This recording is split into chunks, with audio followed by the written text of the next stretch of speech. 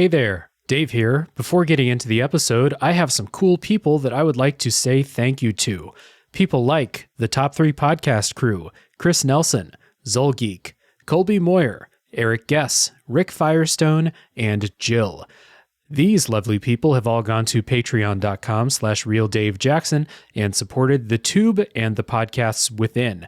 You can be just like them by heading to patreon.com/realdavejackson. As little as $2 per month will get you some treats like voting rights on what comes up on episodes of a Top 3 podcast and Tales from the Backlog, bonus episodes and bonus content, and much more. Once again, that's patreon.com/realdavejackson. Check it out. That'd be very cool of you, and you would be my hero. All right, on to the show.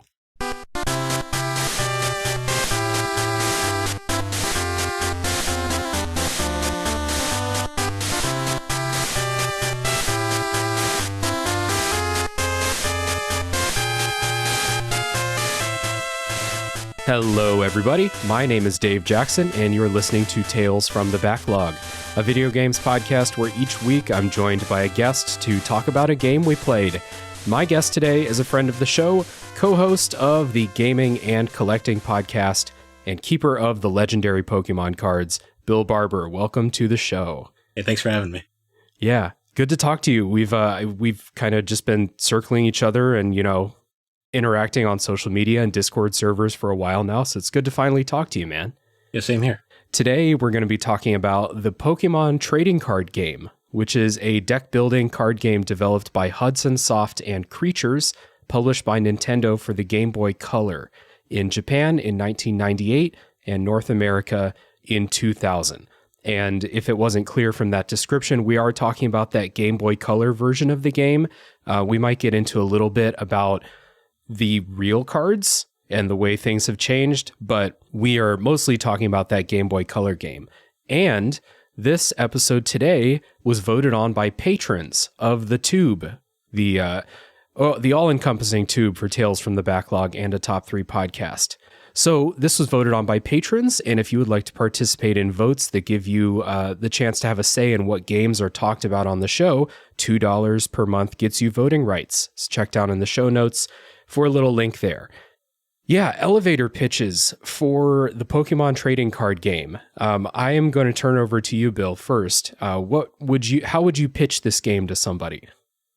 So, the massively popular trading card game created by the Wizards of the Coast and Nintendo, brought to you to the palm of your hand seamlessly for Nintendo's own Game Boy Color handheld, almost as if it was based off a popular video game franchise or something. Yeah, you feel like it was only a matter of time before they were like, oh, the Game Boy games are super popular. The cards are super popular. We're going to have a Game Boy game based on the cards. That's my elevator pitch right there. And it is, as far as I remember, a pretty faithful recreation of what the card game was like at the time. And as far as I remember, they just kind of added in some new cards. But other than that, it's the same as it was when I was a kid. Spoiler policy for this episode. This is going to be weird because this game has like next to no story. This game has less story than a regular Pokemon game. So the spoiler section for this episode, we're going to do one, but it's going to be real short. We're just going to kind of talk shop about some strategies and favorite cards and favorite, deck synergies, if we got any of those working. It's going to be real short, though. So it's going to be a lot different than some of the other games we've talked about on the show recently. But if you don't want to be spoiled on how to beat this game, check the show notes for a spoiler wall timestamp, and we will save you from that. Before we get into talking about the game, though, Bill, I want to give you a chance to tell people where they may know you from around the internet and podcasting land. All right. So I kind of popped onto the internet back in like 2019. I run a gaming blog on Instagram called The Barber Who Games. But around like 2021, I branched off and started podcasting. And I currently host 2 podcasts. My main one is the Gaming and Collecting podcast, which I host with my sister, Alex. And the whole concept of the show is it's essentially a nostalgia-based gaming and anime podcast where me and Alex will talk about different like games, animes, or just random topics from our childhood, because we grew up together for the most part from because we're only like a year apart. So we have a lot of a lot in common from back in the day. Sometimes we'll branch out to something more modern, but for the most part, it's mostly nostalgia based on a lot of different things. And then my second show I recently started is called The 3DO Experience, and it is a retrospective podcast talking all about the Panasonic 3DO system and its creator, the 3DO company. Okay, cool. And so I have not listened to that. I saw you talking about it in a Discord server, and I was like, I don't know what a 3DO is. I've never heard of this, which is, I kind of feel like part of the reason that maybe you started that project is because it's no one talks about 3DO, right? So why not share some expertise there? My listening experience has been listening to some episodes of Gaming and Collecting, and something I really appreciate about your show is that it really encompasses both parts of that. It's part of the gaming and the collecting side of it, and because of that, you are talking about subjects that I don't hear other gaming podcasts talk about. So, like, for example, some recent episodes that I've listened to, I listened to your history on South Park games. I saw that I didn't listen to this one because I don't know anything about them, but I saw you did an episode about all the Barbie games that have been done. that was an Alex episode. Yeah. So that's the kind of stuff, really approaching it from like a knowledge point that like a collector might have, more so than people like me who just buy games and play those, and I don't collect, and as such, there are so many series and things that I know nothing about, and you have such like a depth of knowledge on that show. It's really impressive. Thank you. So I will recommend that everyone check out Gaming and Collecting and the 3DO Experience, and I will put links down in the show notes for both of those, so you can easily find them. Getting into talking about Pokemon, and we'll start with our histories with this game in particular, the trading card game, but I don't feel like we can talk about our histories with a Pokemon game and a Pokemon card game without talking about our histories just with Pokemon and the trading cards in general. So I'll turn it over to you. When did you first play this Game Boy Color game? But again, what is your kind of overall history with the series? So my history with Pokemon is really backwards compared to a lot of people's. I actually first discovered Pokemon. We used to do a lot of road trips back in the day, like with the family, going to like different like sporting events and stuff down south, like across the country and stuff. Mm-hmm. And we had this back in the day, like the kiddies might not know, but we had a portable VHS player that went in the back of the car. Yeah. And I remember the one we had came with this Pokemon VHS tape, which was 3 episodes from the anime. Okay. And that was actually my first introduction to the series, because we couldn't have been older than like 4 at the time. Mm-hmm. But I always remember like that was kind of the first real opening to it. And then of course the card game would blow up around like that point of time. And I swear that there was a brief period where the card game itself was actually more popular than the games for a while. Uh-huh. But the funny part is I never saw anyone actually playing the game. Yeah. It was just binders full of cards. Look at my collection. Uh-huh. Oh, you want to play? I don't know how to play. So the game itself, would you believe that this was for the longest time the only Pokemon game I owned on the Game Boy Color? That's okay. It's kind of weird, but it's not too off. Yeah. So, fun fact, for whatever reason, unlike most Nintendo games, which forever hold their value and never drop in price, this one dropped pretty quick. Like, it was up there for a while, and then it kind of fell down. And my parents saw that one was the cheapest one, so that was the one I got. That was the one I got. Right. Yeah, that makes sense. Because I didn't actually play a traditional Pokemon game until Pokemon Sapphire, like years later. Right. Okay. And so did you collect the cards then, back in the day? I did for a brief period. I wasn't a super crazy collector like some people, like I didn't have like the full binders of cards, and I didn't have like anything spectacular. I was more of a Yu-Gi-Oh kid, to be honest. Okay. So yeah. But I did have a few here and there. Okay, fair enough. I got Pokemon Red for Christmas in, I think it was 98, something like that. So it was like during Pokemon Mania. And then when I was a kid, I was also a card collector, but it was basketball cards. I was huge into collecting basketball cards. I had so many of them.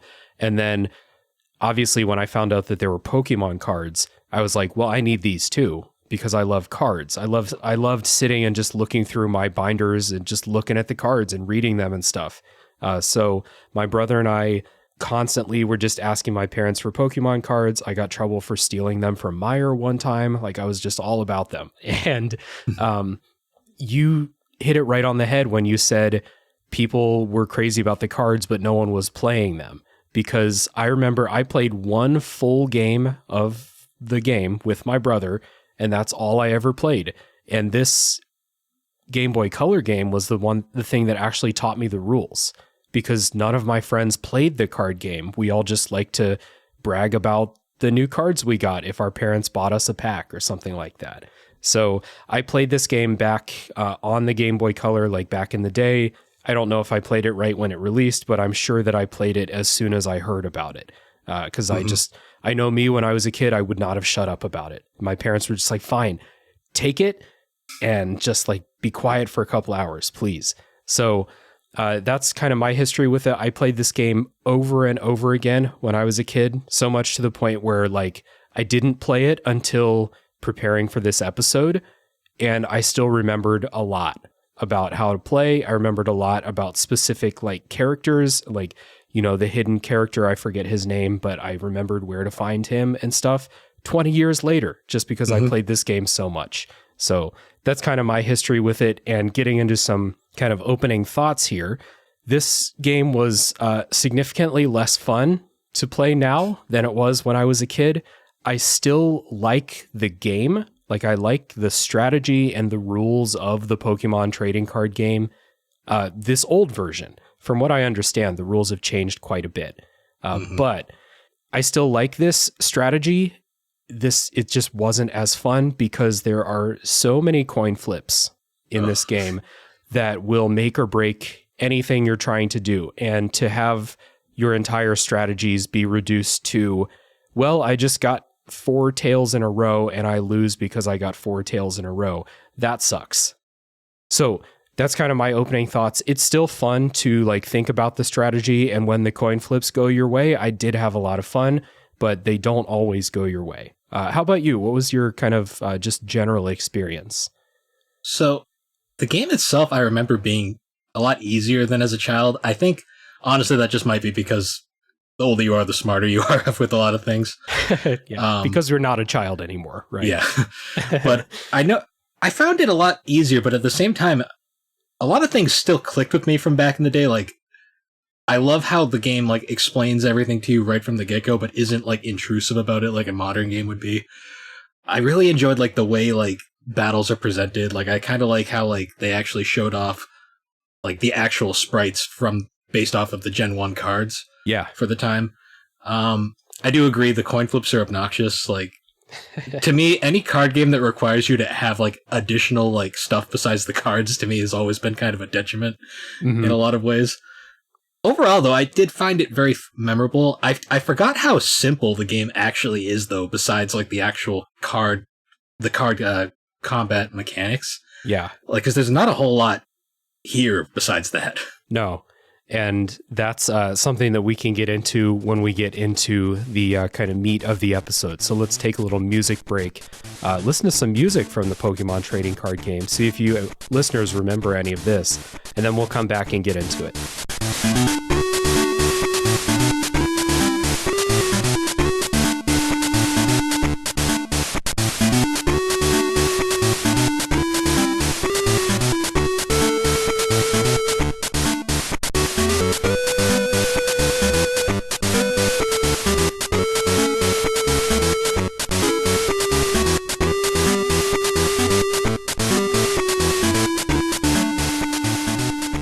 So the story in the Pokemon trading card game is there isn't even like the frame story of a regular Pokemon game. It's basically your character is a little kid this proceeds exactly like a regular Pokemon game. It's a little kid. You start the game in a laboratory.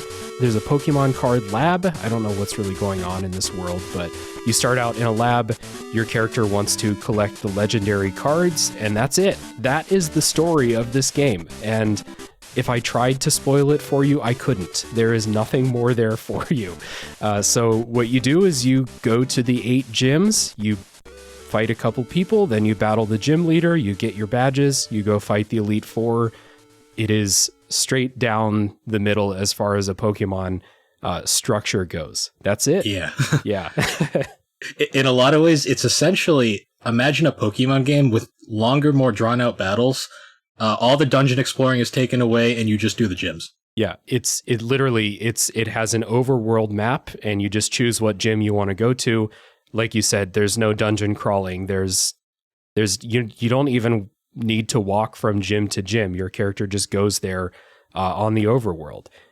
What's kind of funny though is when you're in the quote unquote, like I guess they're gyms in this game. Yeah, you kind of walk around like a regular Pokemon game. What's really funny is this game has the run button, like a run button, B, hold down, you can move faster. Yeah. Like years before the mainline games would ever get run. Like, yeah. This game did come out before Gold and Silver, so it was actually it was even farther than that, because the first game with a run button was Sapphire and Ruby. Was it? You didn't even get the running shoes in Gold and Silver? Nah, it was Ruby and Sapphire were the first ones to introduce that. Okay, so yeah, we're on an entirely new handheld at that point. By the time another Pokemon game finally lets you run. So let's talk a little bit about the card game, because I have a feeling that a lot of people listening had experience as kids with the card game, but then, like me, haven't played in 20 years or haven't really thought about it in 20 years. So in this game, this is the card game as it was back in 1998, and I was talking to some people, and they were telling me that the game has changed quite a bit and that it's actually a lot more like Yu-Gi-Oh! And stuff these days. There's a lot more like actions and much more involved strategy, I would say. Do you know anything about the modern state of the card game? I followed it a little bit. It's funny because you say it's like Yu-Gi-Oh!, but Yu-Gi-Oh! Is so different now than it was when I was a kid. Okay. It's even more complicated and unnecessary than it needs to be these days as well. So... Fair enough. So in the Pokemon game, this is something that I hear has changed. In this version of the game, each deck has 60 cards in it, and you draw 7 at the beginning to start your hand.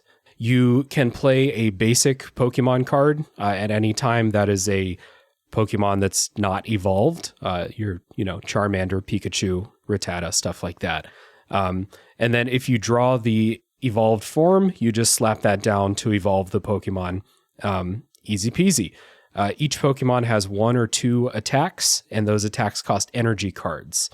And you draw those by just drawing from your deck. So if your deck doesn't have enough energy cards, or if you just get a shit shuffle, you're going to have a hard time doing anything. And that was kind of frustrating as I was playing sometimes. One of the big differences between this and the mainline Pokemon games, which I had kind of half remembered, but like it was a big shock to me, is that, the rock, paper, scissors, the type differences are so important in Pokemon. Mm-hmm. And in here, there are only 7 types versus 15 for red, blue, and yellow. So it's very simplified, and the weaknesses have even been further simplified. So, for example, a water Pokemon like Squirtle is not weak to grass and electric cards. It's only weak to electric. So you may build up a great grass deck and take it into the water gym, but it might not be great for you because all those water Pokemon aren't weak to grass. Grass is actually better against rock-type Pokemon in the card game.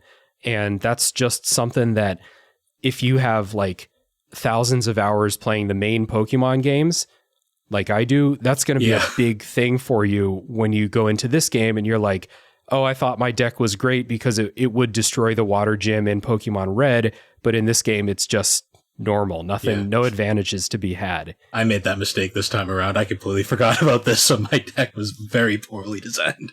Yeah, me too. And like throughout the game, it was always like, it's not difficult, but it was always like I would come up against a Pokemon that has 2 weaknesses based on what it should have, you know, in the game, like a rock Pokemon, a Geodude, should be weak to water and grass.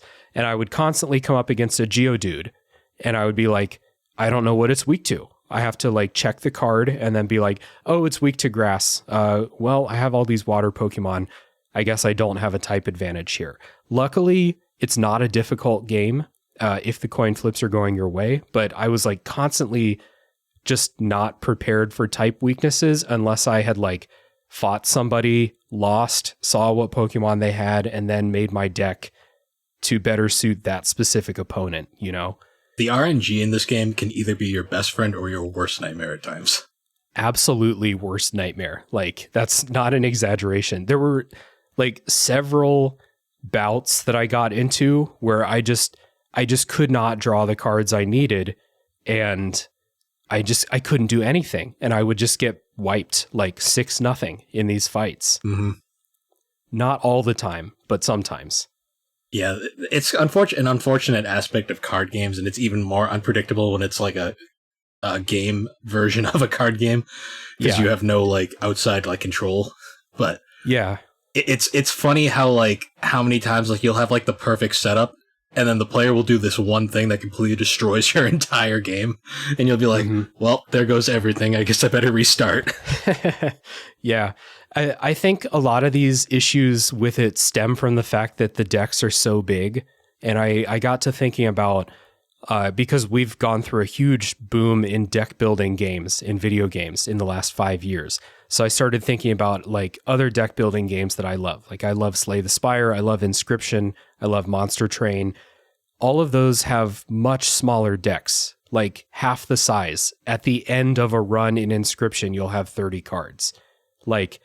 And the fact that you have 60 means that you can try to put more strategy into your deck, but the more different strategies you're trying, the less likely it is you're going to pull that energy card that you need. Or if you want to set up a strategy based on some trainer cards or something, you have 60 cards, you have like a 1 in 30 chance of drawing that card if you have 2 of them in your deck.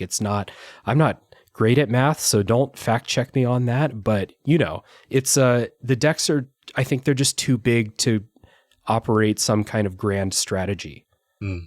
I think one of the reasons why they're so big is because they want you to have enough space to fill it with like energy cards. Yeah, which are a key part of the gameplay, but at the same time, it's still a lot, and the RNG still messes with you all the time because of it. Yeah, and your starter decks also, and maybe I was just too stubborn to like get out of this, but your starter decks in this game start you with 2 types. Actually, usually 3 types, and then it's like I started with the Charmander deck because I always start with the Fire starter. And the Charmander deck has fire Pokemon and then a little bit like fewer electric Pokemon and then some fighting Pokemon. And I immediately found that was just too many types, and I would just constantly be drawing the wrong kind of energy. And so I had to cut all the fighting Pokemon out, and then it was just fire and electric for the rest of the time I used that deck. Did you have that experience too? So I picked the grass Bulbasaur and Friends deck. Yeah. And my problem with Gen 1 is like because I started with Gen 3, I don't have a lot of nostalgia for any of the Pokemon. So my deck ended up becoming this mess of just kind of everything, because I would just kind of get cards and I'd be like, I'd just kind of shuffle them in at random, which honestly probably made my time a lot more difficult than it needed to be. Yeah. But that's kind of how I play Pokemon just in general. So I was trying to play a lot of the game like I was playing a regular Pokemon game, which I found really quickly doesn't work. No, not in this. I did have to go, especially later when you're fighting like the Elite Four, I did have to go in and like specially tailor my deck and like make real decisions about like, I have 4 of this Pokemon in the deck right now. That's too many. I'm drawing them too many times. I need to bump that down to 2. and like make specific decisions like that. Whereas like you're right, in the regular Pokemon games, you don't have to think that hard about your team composition because the games are easy. You just have to like not actively try to fuck up your team and you'll be fine. And in this game, you do actually have to think about your deck a little bit. You can't grind your way out of your problems this time around. There's no grinding, there's no levels. I mean, you can grind to get packs of cards from trainers, but not really necessary. Oh, just a side note. How many booster packs did you get that were nothing but energy? I think there's a dude in the lab who will give you, if you fight him and beat him, he'll give you 2 packs that are just energy cards. But for the rest of the trainers, I don't think that happened. I had it happen like 4 times. Like just my RNG was not on my side. I think it was the real world messing with me because that happened to me in real life a lot too, where I'd get a Pokemon card pack that was nothing but energy. No. And I was always like, well, that's just depressing. That sucks. You can't go to school the next day and show those off to anybody. Yeah, why do you have like 30 like fire energies? I'm like, yeah, I don't want to talk about it. I got a holographic Venusaur card, and you're like, well, I have 16 grass energy. See them all on this page here? They look nice, don't they? I have 12 of every energy. Yeah. So you place down your Pokemon, you're trying to evolve them, you're trying to get energy cards on them so that you can use their attacks. The Pokemon have HP. You attack them, you knock down their HP. When you defeat a Pokemon, you take a prize card. And that kind of works out really, really well if you're doing well. And it's like a bonus card.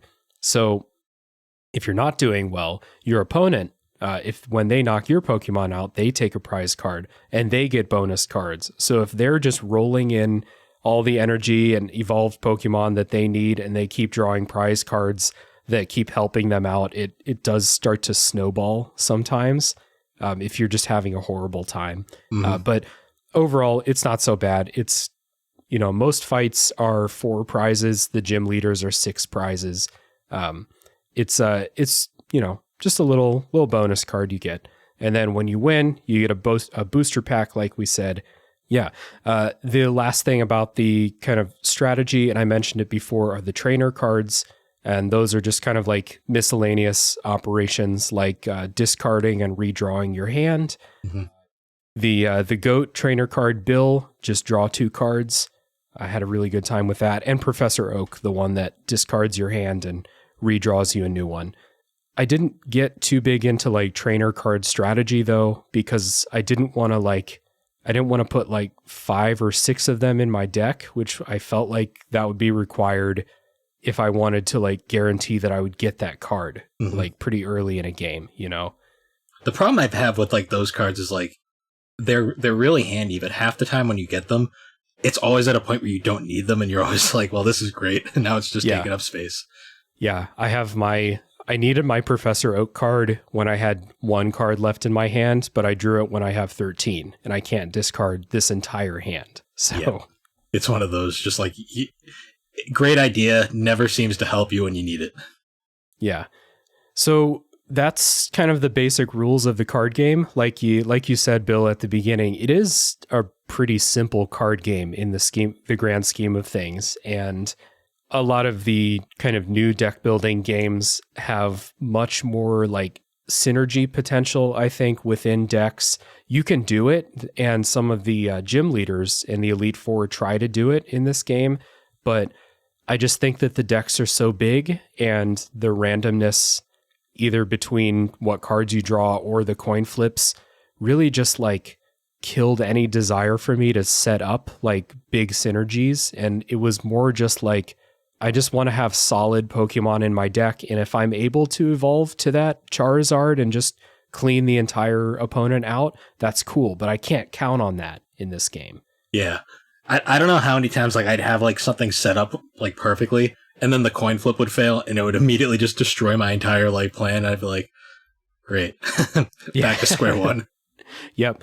Or you draw, you set it up really, really well. You've got your Charmeleon, you've got the trainer card that lets you just search for any Pokemon out of your deck and get it. And all you need to do is flip a coin and get heads. And you get tails and you're just boned, and it's terrible. And then your opponent always seems to get heads. It's funny how it works like that. Yeah, I can't. One of the Pokemon has an attack where they flip 8 coins. I think it's Ninetales has an attack like that. And I can't tell you how many times it was like they get 7 heads. And meanwhile, I'm struggling to get 1 on my like paralyzed coin flips or something like that. I always thought that was a funny like little like transfer from the games to like this game, was like making the coin flip how like paralyze happens. It was kind of a funny nod to how it's like a game of chance. Yeah. There is a lot of randomness happening behind the scenes in the real game, especially back in Red, Blue, Yellow, in that generation. There were a lot of things like the way sleep worked and the way that paralyze worked and stuff like that, where it was very similar and you could just like not wake up for 5 turns in a row. But I think they had extra things in there where it was like, if you've been asleep for 3 turns, your chances of waking up increase every turn after that or something like that. And in this game, it's just a straight up coin flip every time. Yep. So sometimes you're lucky, most of the time you're not. No, it really felt like most of the time you're not, although that could be I forget the word for that psychology term where you just feel like you get bad luck all the time because that's what you remember the most, you know? Yeah, I couldn't tell you what the term was, but I know what you're talking about. Yeah. Status effects are in this game too. And I didn't really mess with a lot of them. There's Poison, Sleep, Paralyze, and Confuse. The deck that I was using had a lot of electric Pokemon, so I used Paralyze a lot. And there were a couple of times when I would just have a Magnemite out there and I would just hit heads on all the Paralyze and just dink them down 10 damage at a time until they were down. But a lot of the times, like, I feel like I used up all my luck on that one Pokemon, and then the rest of the match, it'd be like, nope, Tails the rest of the time. You used it up. It's funny how it feels like that sometimes. Yeah, so any other thoughts about, like, the card game? Because this is what this game is. There is nothing else in this game besides building a deck and doing card matches. I will say, like, the game, the way it teaches you how to play is very well done. Like, going back to, like, the schoolyard back, like, how, like, nobody knew how to play the game. I actually, like, back in the day used to be, like, the ref, because I was, like, the one person who had this game and knew how to play the game. Yeah. So I would always kind of, like, just officiate games and be like, this is how you play. This is how it goes. Here we go. Which is kind of cool in hindsight. Yeah, I definitely do credit this game for teaching me how to play, because whatever instructions came with a set that you bought, you know, if you bought like the board to play the game on or something like that, I certainly didn't learn from that. This is how I learned from this game. There is a good tutorial, and I think you mentioned it. The tutorial like forces your hand a lot of like the whole way through to teach you how to do it, but it's like 1, maybe 2 matches, and then after that it's done. It's like you go figure out all the rest. Yeah.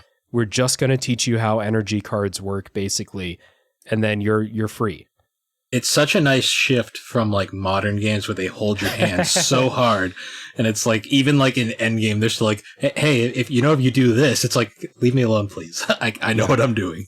The modern Pokemon games just don't shut the fuck up ever, and this one does. X and Y going through the first dungeon. I'm just going to have this party member follow you who's a portable Pokemon Center. Have fun.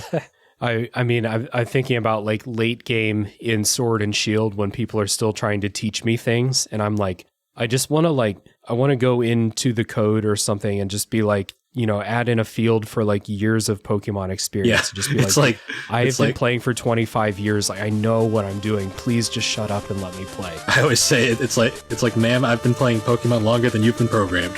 Yes, 100%.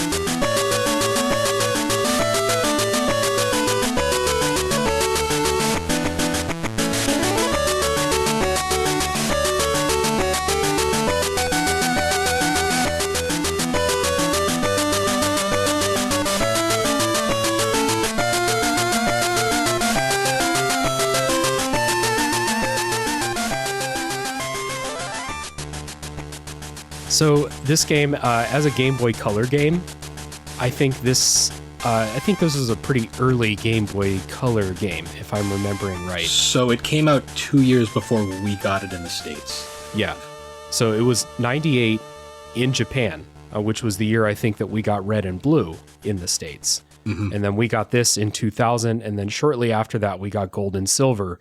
And one of the things that I really noticed playing this was comparing this side by side with Gold and Silver. Gold and Silver looks way better than this game does, with the sprites and the number of colors and things like that, especially. So I think this was one of the first real, the Game Boy Color I think had just come out when this was released, because this is one of those, it's one of the black cartridges that, okay. It's compatible with both. You can play it on the original Game Boy, but it also has color programmed into it if you played it on the Game Boy Color. That makes sense. It was before they were making all the games. Gold and Silver themselves were also like this, where you could play them on the original Game Boy in black and white, but they were designed for the Game Boy Color. Crystal was the only one that was exclusive to the Game Boy Color. Yeah, that makes sense, because I did notice, especially with the sprites and stuff, and like I said, the number of colors that are used, it's a very simple color palette in this game. But the one thing that I thought was really impressive, and you mentioned it earlier, is they recreated in pixel art the sprites from the cards, and they look really good. They do.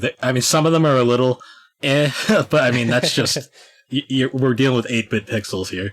Yeah. But a lot of them are really pretty spot on, to the point, even the energy cards are right up there.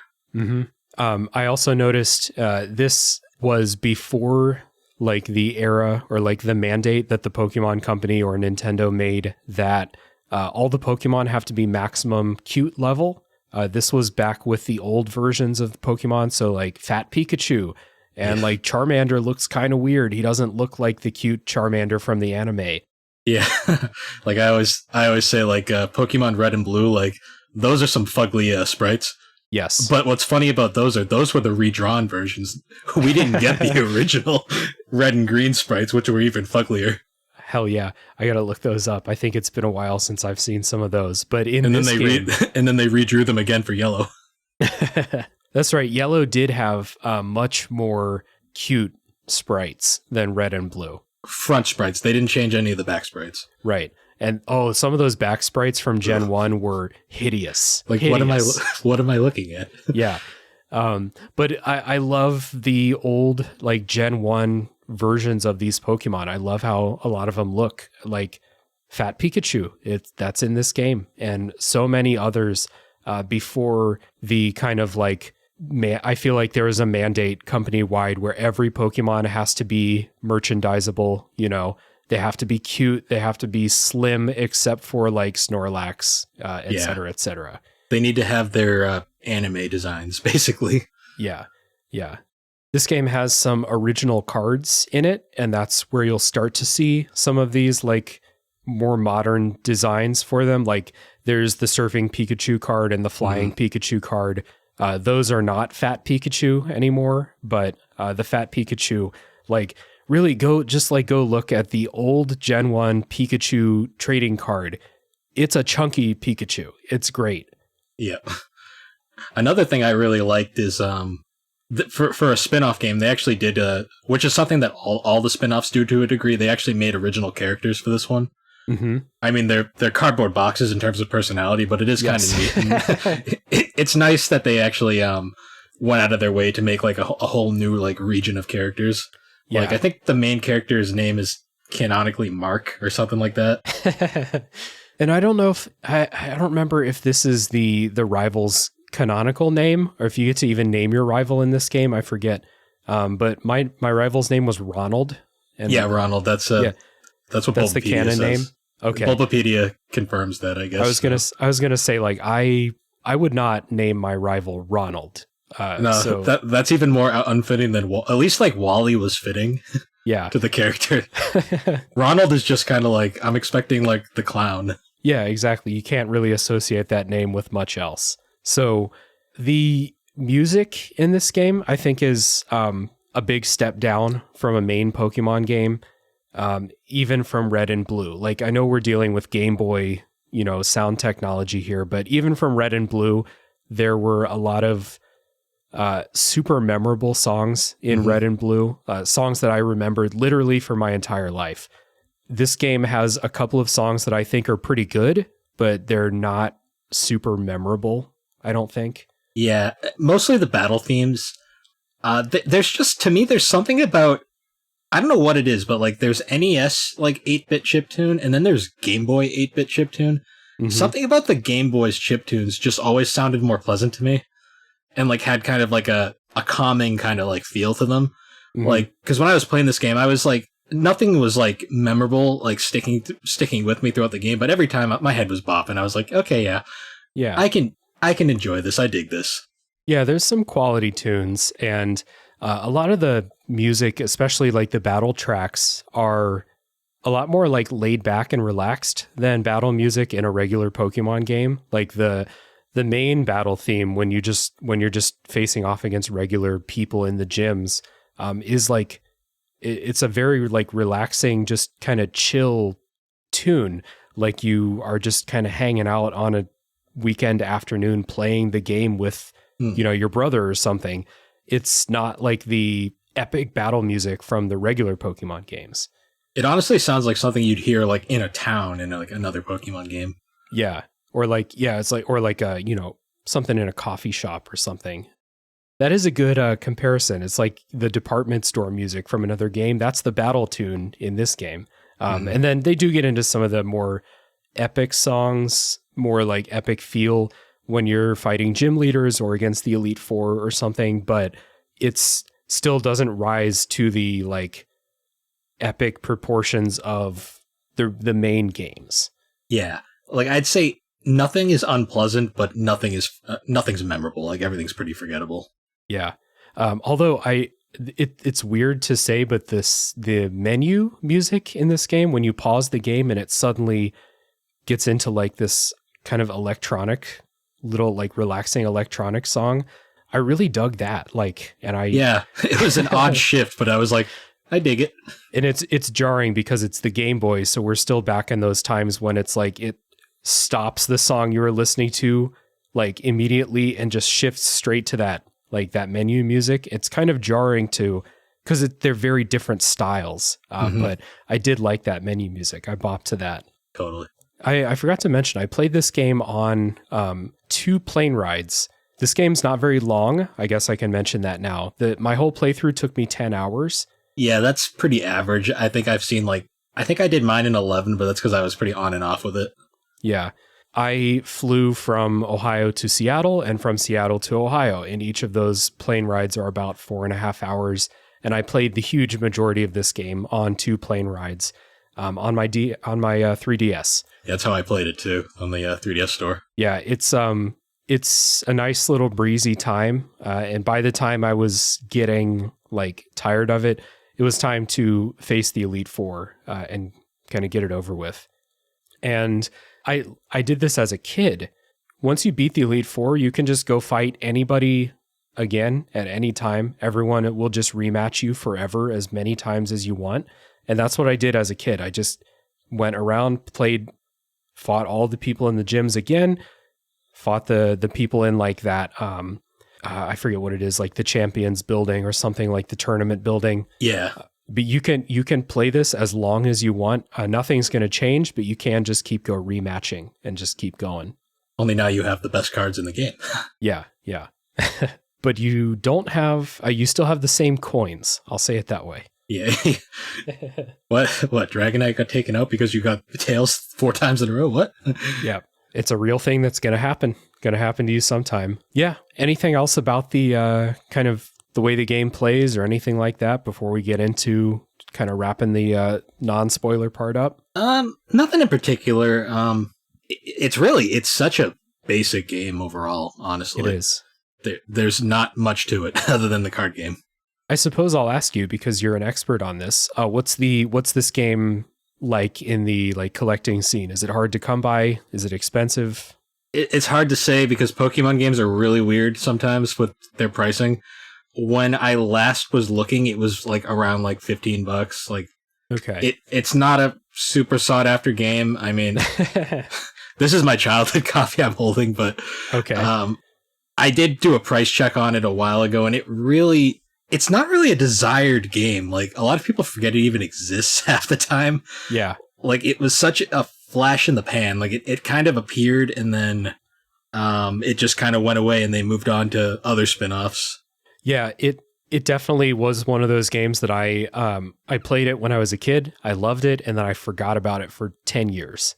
And then I had been meaning to get back to it and play it sometime, and then this Patreon vote was just the excuse I needed to play it. And also, I learned maybe a couple years ago that there was a sequel that was only released in Japan. Sorry, real quick before you get into that, just an update. I did look up the price, and it's currently fluctuating from around $20 to like $15 loose, and then I guess a boxed copy would probably be more, but I haven't seen one. Oh, someone wants $800 for a boxed copy. That's nice. Okay, good luck. Yeah, I mean, someone might buy it.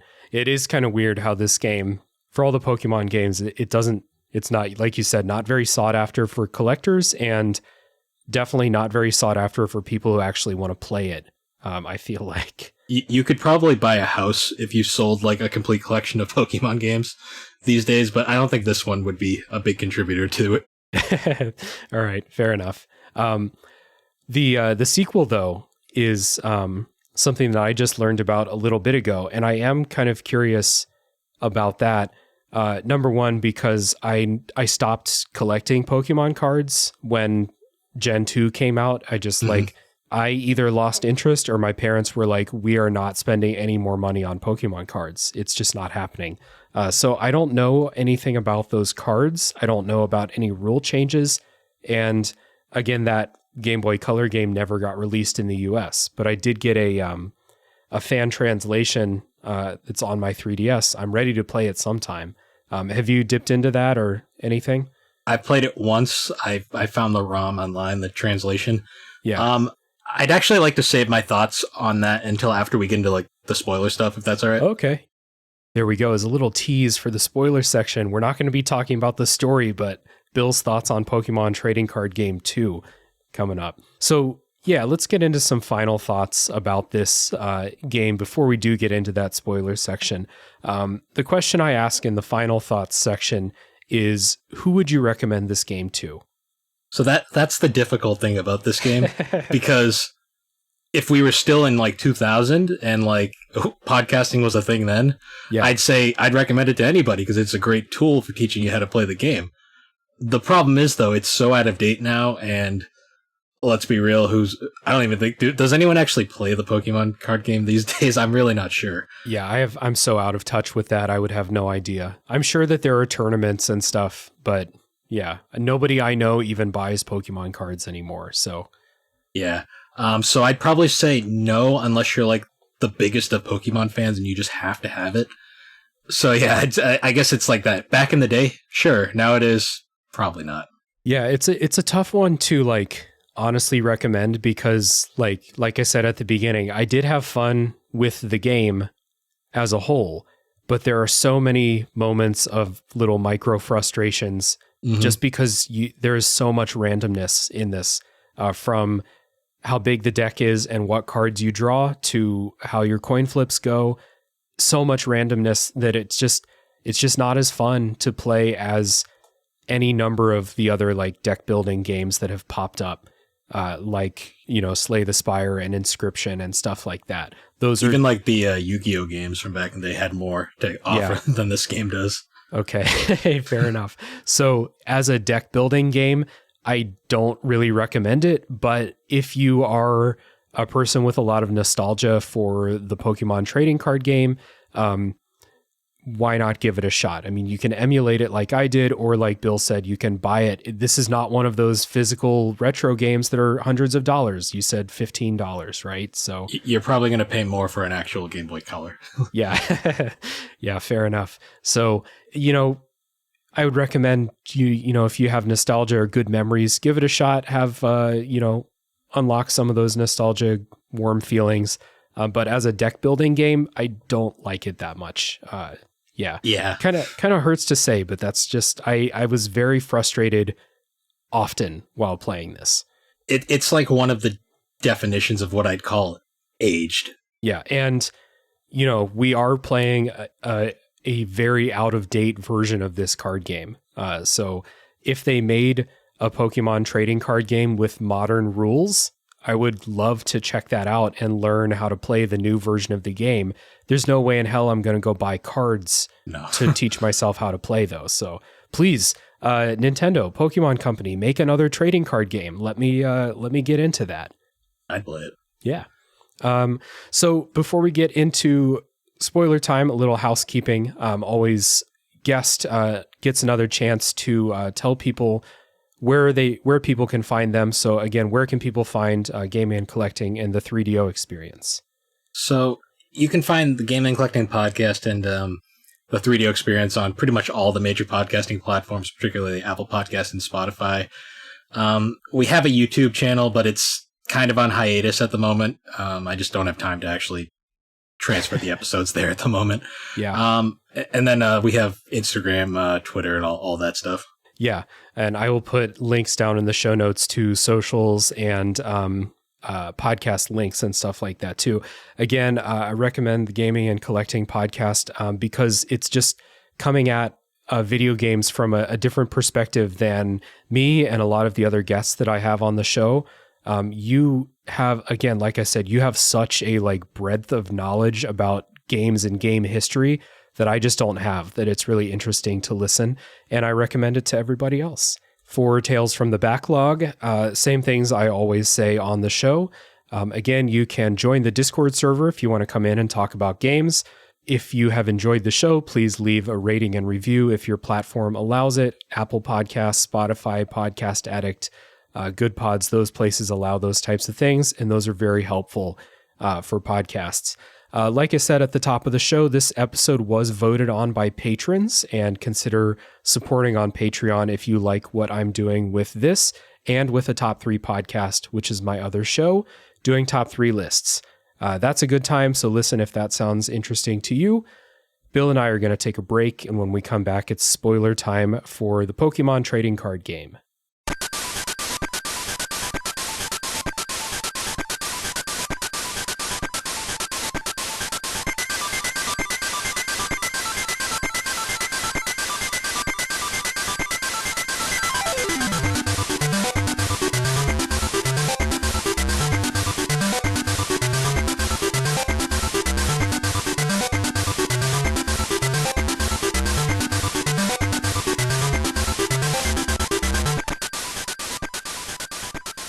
All right, Bill and I are back. Time for spoilers for the Pokemon trading card game for Game Boy Color.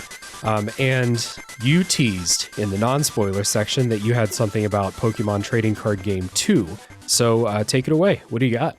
So I wanted to save this for after the spoiler section because there's one thing about this game too that's missing that is pretty key to the series that I realized we never brought up at all. There's no evil team. There's no villains. Oh, true. Yeah. It's so simplified. Yep. So the reason I bring that up is the second game, so it never officially released over here. It has been translated, but the name of the game is Pokemon Card GB2 Here Comes Team GR. Okay. So the Here Comes Team GR is actually a reference to this game's villains, because this game actually has a story. Oh, interesting. So the second game has a story and has villains and all of that. So it's not anything remarkable. Like, it's still below the main game. It's a Pokemon story. Let's be real here. But the team in this game is Team Great Rocket. Great job, guys. Yeah. And they're actually, the story revolves around them. It's still the same basic idea. What's cool is, though, the game actually adds, obviously, new cards. You get the ability to play as a female protagonist. I think her name is Mint. Pokemon logic. Yeah. And there's actually a world map to explore, and the key thing is the story itself is actually, something happens in the game. Yeah. There is a story. We'll stop short of saying that it's a good story, but there is a story, right? I haven't finished it, but there is a story. I've been playing a bit of it. Okay, cool. Yeah, I'm excited to dip into it sometime, despite my misgivings about this, because I'm very curious about more of this and how they would have iterated. And like I said, I want to see the new cards too, because Gen 2 is my favorite Pokemon generation. So yeah, I wanted to save that for after spoiler, just because I figured it was kind of an interesting note to bring up. Yeah.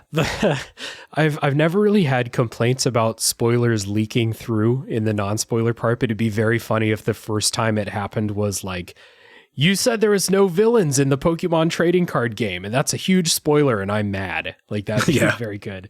Well, I was thinking about it. I'm like, we were going through it. I was like, are we going to mention it? No, okay. I guess I'll bring it up then. Yeah. Because it's an odd thing. It's surprising, like how there's nothing.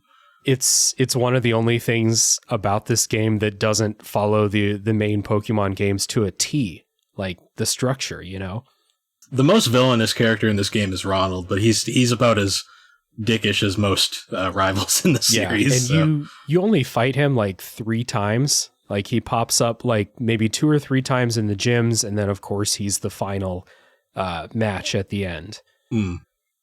I did want to bring up those fun thing about Ronald. His decks are like the funniest things, like because everybody's deck has a different name in the game.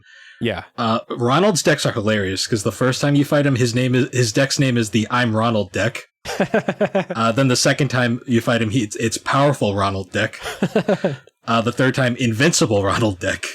Okay. And then the final encounter, when he's the champion, is Legendary Ronald deck. Okay, that's good. I just thought that was funny for some reason. That's, the Pokemon, the writing staff is not necessarily getting credit all the time, but those are pretty funny. Yeah. And this isn't even Game Freak, which is probably why it's more interesting, honestly. Yeah. But, yeah. I was thinking about that when I was putting together the notes, and I saw that it wasn't Game Freak. And I was like, not that this game takes the big chances that everyone like is screaming at Game Freak to take, but like a little bit different. I don't know if it's come across, but I'm not the biggest fan of Game Freak as a company. So, I mean, it's really hard to be a giant fan of Game Freak if you care about the direction of the franchise at all, you know? I've always said the heart and soul of the series is secretly Creatures Inc. It's probably not that far off. I mean, I was just very happy earlier this year when Legends Arceus did some new stuff. The first time Game Freak's tried in years. Yeah. Well, they tried to make that game, the non-Pokemon game, Little Town Hero or something, and that game was apparently horrible. So, it's rough. They got themselves a golden parachute, an eternal golden parachute in just being the company that makes Pokemon. Yeah, and Drill Dozer, because apparently that game is popular. I have heard people say that Drill Dozer is actually good, but I haven't played. It's kind of expensive on the Game Boy Advance, so that's the only reason I haven't tried it. Fair enough. All right, so back to the Pokemon game. Spoiler section is just kind of just talking shop about the way we got through the game. So you said you started with the Bulbasaur and Friends deck. Did you stick with that through most of the game, or did you do a lot of alterations or make a second deck or anything? So I kept the grass types because grass is my favorite type in Pokemon. But after that, I kind of would just incorporate a lot of random stuff I got from the booster packs. Whenever I play a card game like this, I have such a hard time at like designing decks like specialized, like in like a specialized sense. So I always kind of just go with what I find and just make it work. So I ended up with a lot of grass and electric types, which is an odd combo, but they worked for me for the most part. Mm-hmm. I used a lot of electric types too, because I started with that Charmander deck. And so there are 8 gyms, and I think I beat 6 of them without changing the composition of my deck, other than, like I said earlier, I took all the fighting types out because it was just diluting the energy pool too much. But I went through most of the game with just fire and electric. And the electric types were, other than Charizard, the electric types were my MVP throughout the game. Zapdos, Raichu, and Magneton, basically. Voltorb was mine. He helped me so many times throughout that game. Okay, I never used it. I never used Voltorb, an Electrode. I ended up just getting him in the first booster pack, and I was like, all right, I'll have a Voltorb. Yeah. And every time he'd pop up so often, I'd be like, okay, I'm just going to go with Voltorb. I used Magneton as one of my main Pokemon Nice. Because it had an attack that did 30 damage and a chance to paralyze if you win the coin flip. And it turned out to be really good. It turned out to be good, and it was really good if I was getting a couple of those coin flips. I could beat almost any Pokemon with that. Nice. Yeah, I wasn't nearly as lucky. I had a lot more random chance. I kind of had to I had to brute force my way through a lot of fights, let's just say. Yeah. Well, and I was kind of getting to that. I didn't feel like I had to really update my deck a whole lot. I felt like I could brute force my way through most of the gyms, even if I had type disadvantages.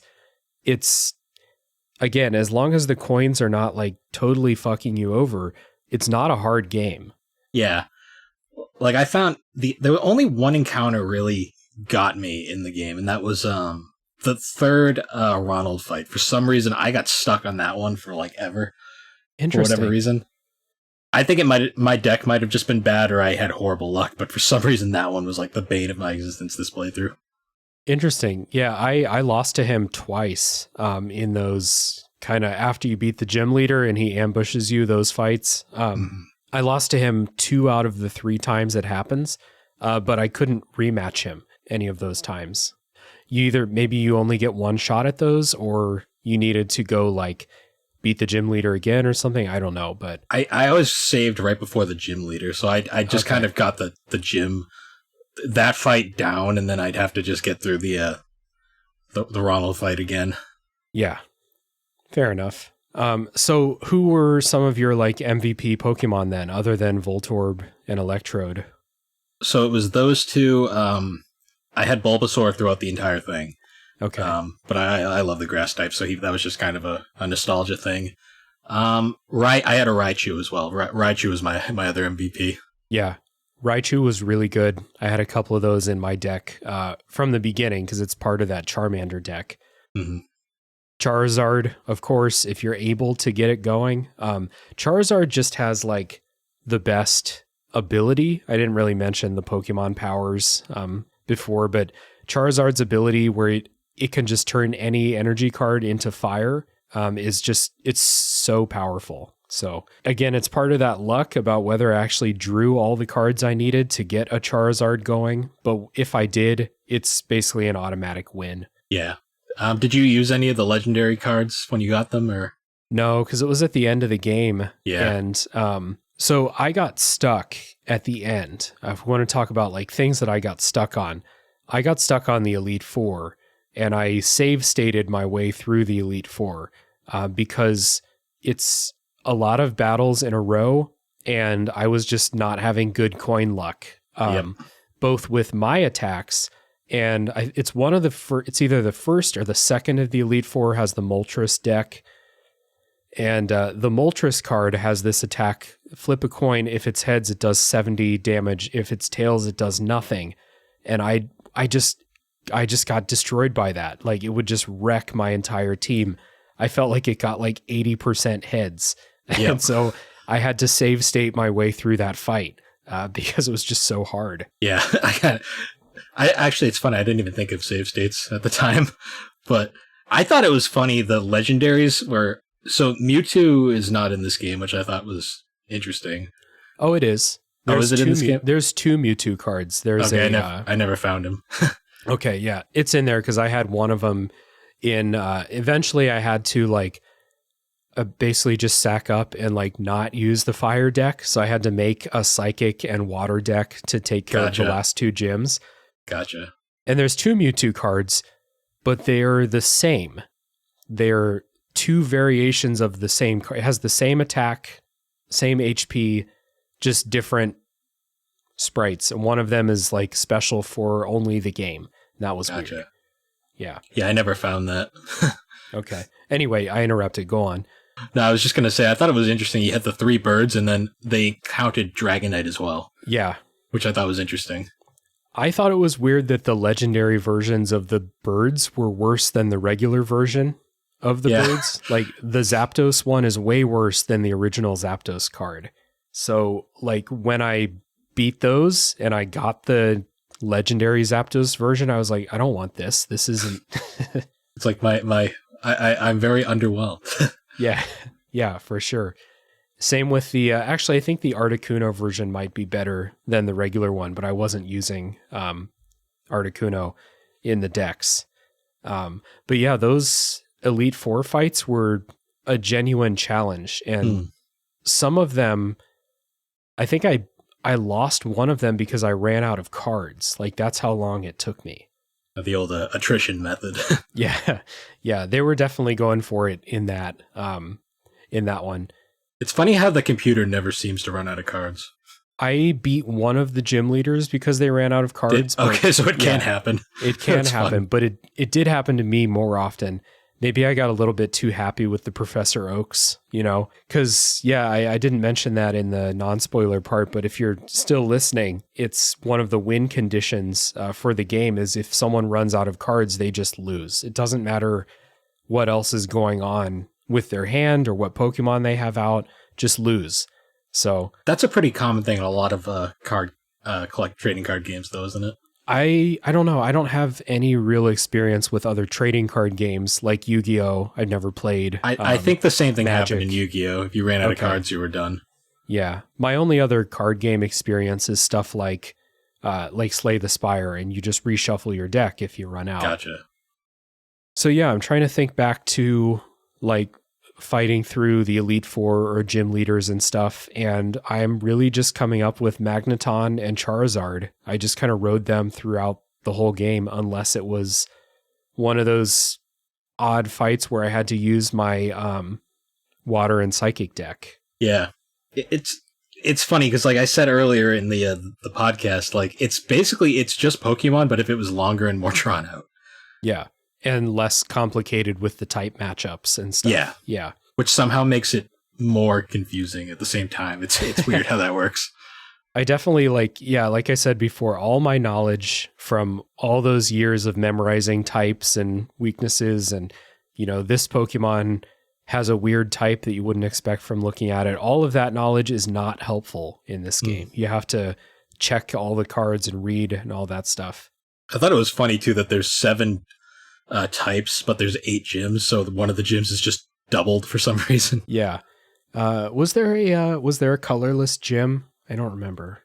I think there's 2. I forget which thing, but I remember there was like 2. Oh, there's a fighting gym and there's a rock gym, which is the same type in the game. Yeah. Yeah, that's what it was.